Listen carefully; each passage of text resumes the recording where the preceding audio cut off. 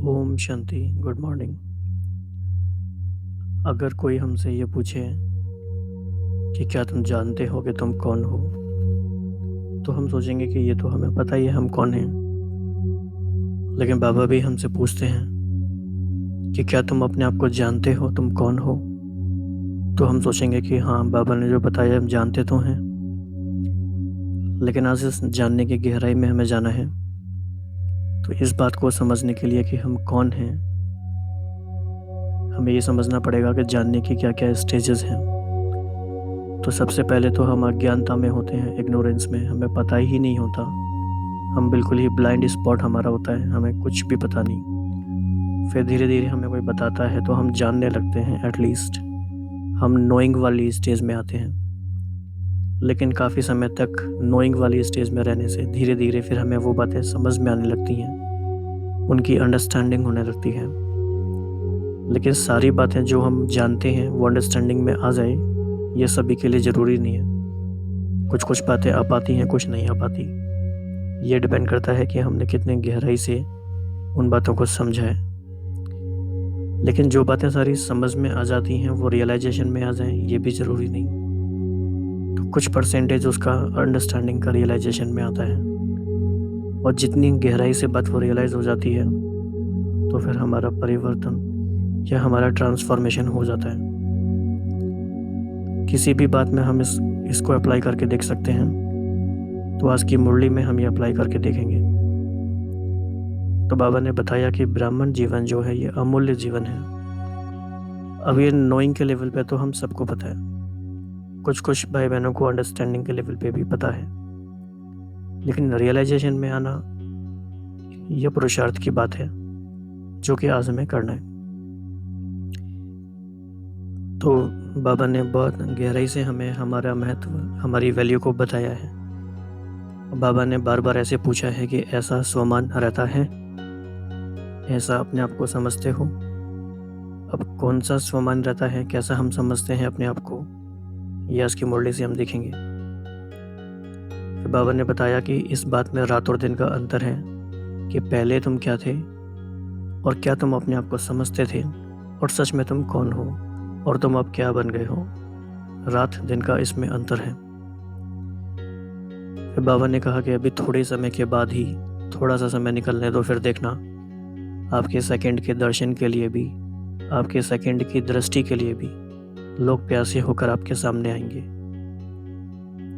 तो ये बातें कई बार हम एक्सेप्ट कर लेते हैं, कई बार हमें लगता है कि हाँ बाबा कह तो रहे हैं, लेकिन पता नहीं ये हमारे बारे में है कि नहीं। तो इस बात को भी आज देखेंगे। फिर बाबा ने कहा कि चलते चलते क्या होता है, आपकी जो श्रेष्ठ जीवन है और श्रेष्ठ प्राप्ति है, इसका महत्व कम हो जाता है। तो सारी दुनिया में ही ऐसा होता है, कोई भी चीज़ जब किसी को बहुत ज़्यादा मिल जाती है तो धीरे धीरे वो उसकी वैल्यू समझते नहीं है फिर। इसीलिए बाबा ने कहा कि स्वयं की और खजाने की वैल्यू बताने के लिए बाबा आए हैं कि तुम कौन हो और तुम्हें क्या मिला है। एक एक महावाक्य की क्या वैल्यू है, एक एक सेकंड की क्या वैल्यू है, एक एक महावाक्य से जीवन में क्या परिवर्तन आ सकता है, और एक एक सेकंड कितना पावरफुल हो सकता है। ये जिसको अनुभव है वो जानते हैं कि एक एक सेकंड से, एक एक महावाक्य से कमाल हो जाता है। फिर बाबा ने सेवाधारियों से कहा कि संतुष्ट रहे और संतुष्ट किया तो नंबर 1 हो। कितनी सिंपल और कितनी ऊंची बात है ये। फिर बाबा ने कहा कि याद करना है ऐसा नहीं है, अब आपको याद स्वरूप ही रहना है। तो ये हमारी स्टेज हो याद स्वरूप रहने की। फिर बाबा ने एक इंटरेस्टिंग बात बताई कि भक्ति मार्ग में भक्तों का पुरुषार्थ इस बात का होता है कि उनके मुख पर हर समय भगवान का नाम रहे। अगर ऐसा हो जाए तो भी वो धन्य मानते हैं अपने आप को, चाहे वो हरे रामा हरे कृष्ण कहें, चाहे वो कुछ भी कहें। लेकिन बाबा कहते हैं कि यहाँ पे बाप के मुख पर आपका नाम रहता है, तो कौन सी बात बहुत बड़ी है, हमारे मुख पे बाबा का नाम रहे हमेशा, या भक्ति में हम जिसको भी मानते थे, या भगवान के मुख पर हमारा नाम रहे। तो बाबा कहते हैं कि समझा कौन हो, ये हो तुम। तो बहुत श्रेष्ठ, बहुत ऊंची बातें बाबा ने आज बताई हैं। तो बाबा का बहुत प्यार है आज की मुरली में। तो आज की मुरली को हम ऐसे ही सुनेंगे, प्यार में खोए खोए। वैसे भी बाबा का प्यार ही तो है मुरली। बाबा इतने प्यार से बात करते हैं, चिट चैट करते हैं।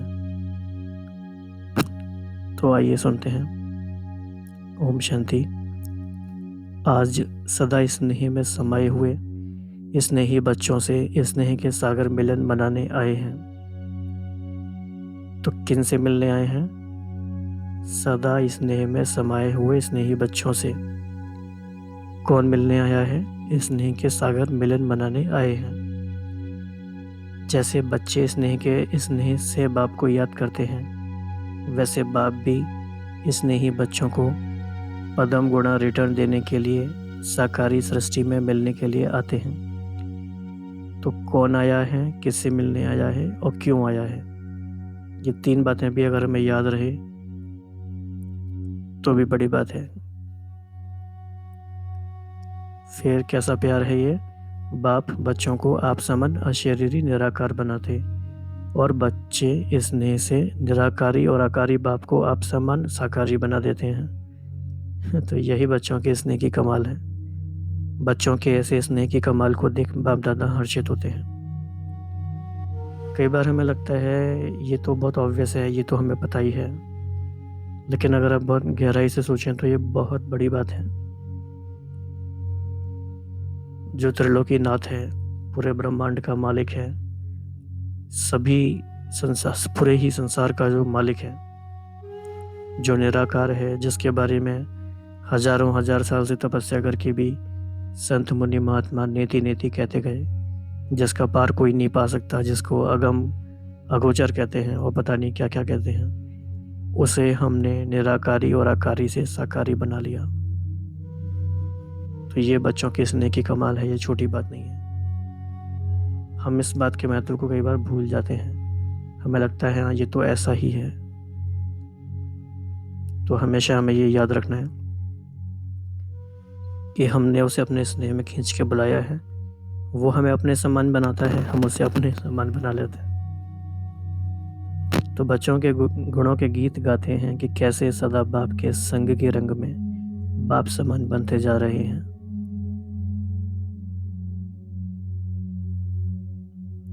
तो बाप दादा ऐसे फॉलो फादर करने वाले बच्चों को आज्ञाकारी, वफादार, फरमानबरदार, सच्चे अमूल्य रतन कहते हैं। तो बाबा ने कितने सारे टाइटल्स अर्थात कितने सारे मेडल्स बच्चों को दे दिए।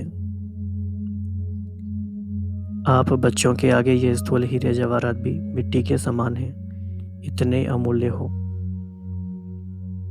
तो ऐसे अपने को अनुभव करते हो कि मैं बाप दादा के गले की माला के विजयी अमूल्य रतन हूँ।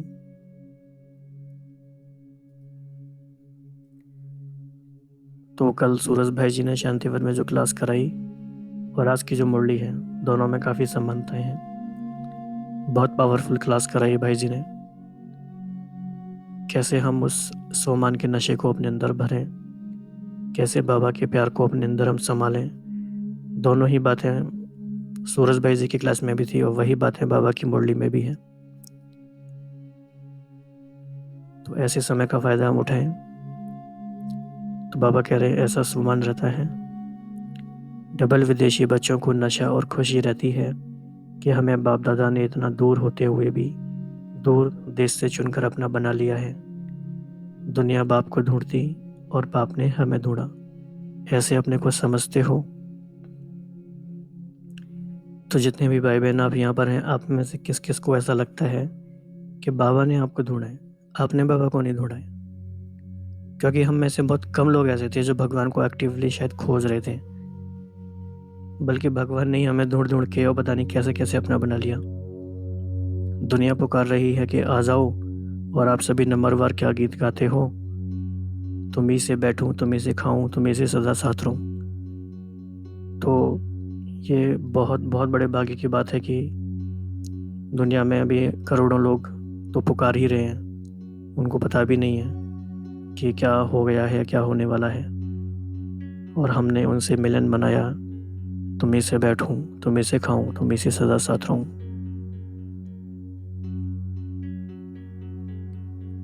तो बाबा ने बहुत प्यार से बड़ा अच्छा कॉन्ट्रास्ट बताया है, और ये सारी हमारी बुद्धि में छप जाना चाहिए हमेशा हमेशा के लिए।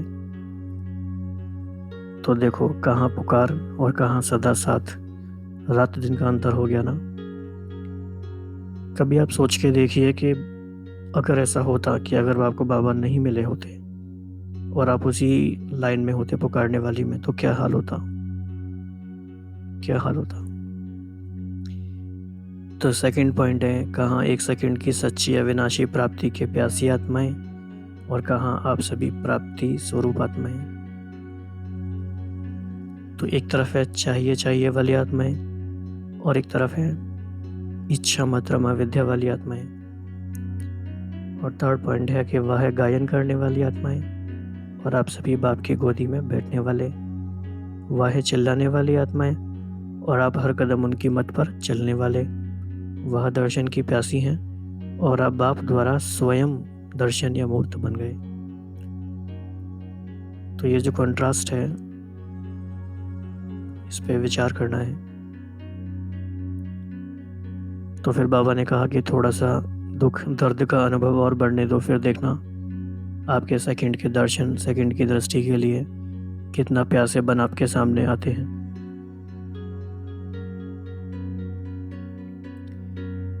तो अभी तो आप निमंत्रण देते हो, बुलाते हो, फिर आपसे सेकंड के मिलने के लिए बहुत मेहनत करेंगे कि हमें मिलने दो। ऐसे साक्षात्कार स्वरूप आप सभी का होगा। ऐसे समय पर अपनी श्रेष्ठ जीवन और श्रेष्ठ प्राप्ति का महत्व आप बच्चों में से भी उस समय ज़्यादा पहचानेंगे। तो क्या क्या मीनिंग हुआ इसका, कि अभी हम अपना महत्व नहीं जानते पूरी तरह से।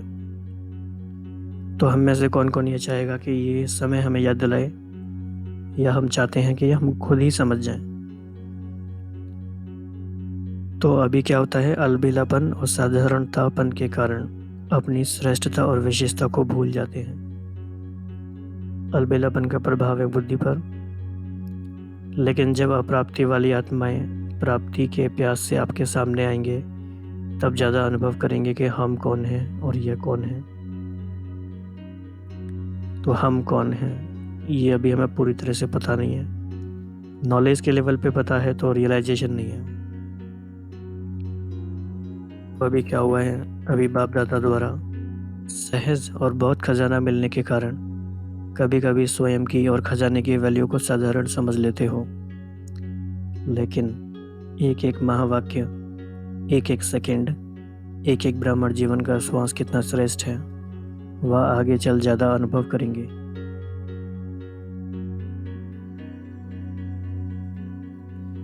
तो ब्राह्मण जीवन का हर सेकंड एक जन्म नहीं, लेकिन जन्म जन्म की प्रारब्ध बनाने वाला है।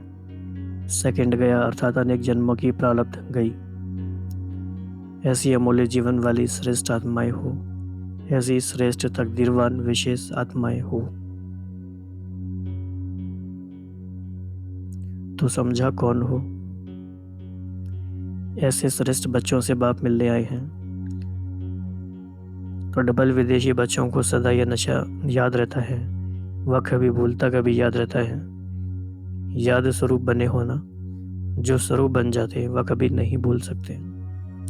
याद करने वाले नहीं, लेकिन याद स्वरूप बनना है।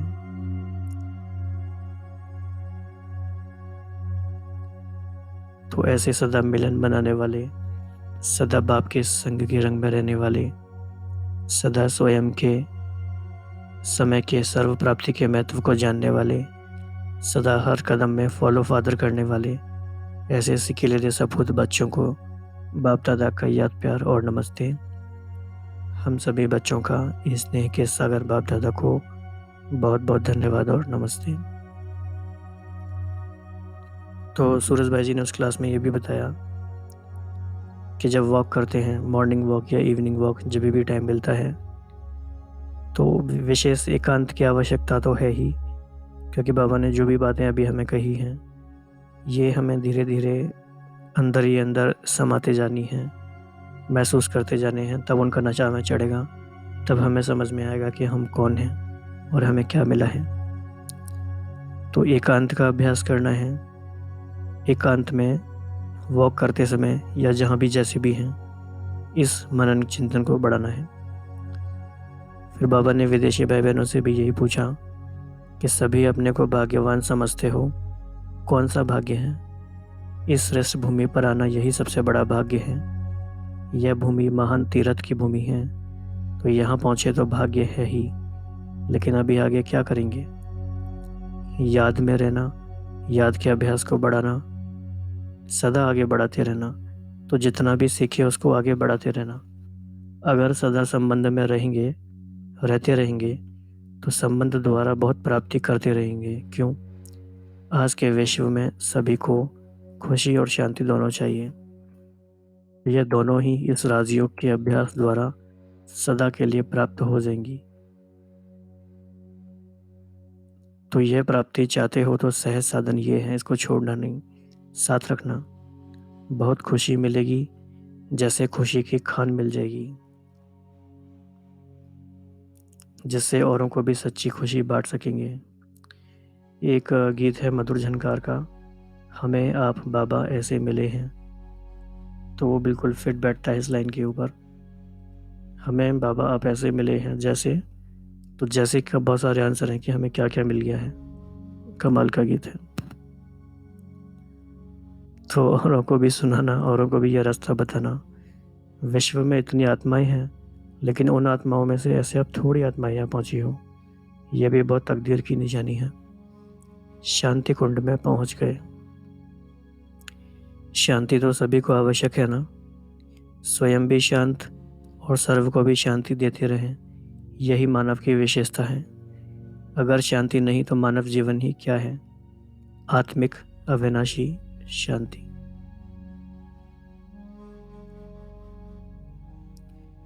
जब हम ये शांति की बात करते हैं तो ये भी हमें गहराई से समझना है, हम किस शांति की बात कर रहे हैं। शांति मतलब क्या? Absence of noise? ये वो वाली शांति नहीं है, ये आंतरिक शांति है। जब अपने अंदर सब कुछ शांत हो गया है, अंदर में भी आत्मा बिल्कुल शांत है एकदम।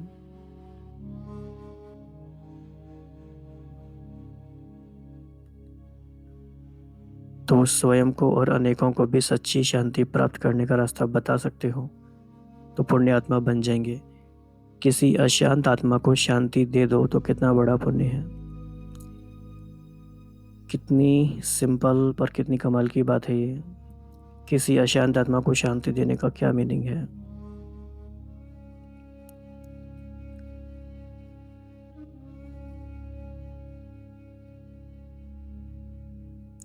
कब से है अशांत आत्माएं? 63 जन्मों से आत्मा अशांत है। 2500 सालों से आत्मा अशांत है, बहुत सारे कारणों से। ऐसी आत्माओं को शांत करना, उसके लिए बहुत योग बल चाहिए, बहुत ज्ञान बल चाहिए। तो स्वयं पहले भरपूर बनो, फिर औरों के प्रति भी पुण्य आत्मा बन सकते हो। इस जैसा पुण्य और कोई नहीं। दुखी आत्माओं को सुख शांति की झलक दिखा सकते हो। जहाँ लगन है वहाँ दिल का संकल्प पूरा हो जाता है। अभी बाप द्वारा जो संदेश मिला है वह संदेश सुनाने वाले संदेशी बनकर चलते रहो। फिर बाबा ने सेवाधारियों को याद दिलाया कि फर्स्ट प्राइज है संतुष्ट रहना और सर्व को संतुष्ट करना। तो संतुष्ट रहे और संतुष्ट किया तो नंबर 1 हो गए। ना स्वयं डिस्टर्ब हो, ना दूसरों को करो, यही विजय है। और सच्चे सेवाधारी वह जो सदा रूहानी दृष्टि से, रूहानी वृत्ति से रूहे गुलाब बन रूहों को खुश करने वाले हों। फिर बाबा ने याद दिलाया कि कुछ भी हो, कैसा भी वायुमंडल हो, लेकिन जैसे गुलाब का पुष्प कांटों में रहते भी सदा स्वयं खुशबू देता, कांटों के साथ स्वयं कांटा नहीं बन जाता, ऐसे रूहानी गुलाब सदा वातावरण के प्रभाव से न्यारे और प्यारे। और डबल लॉक है याद और सेवा, जहाँ डबल लॉक है वहाँ माया आ नहीं सकती।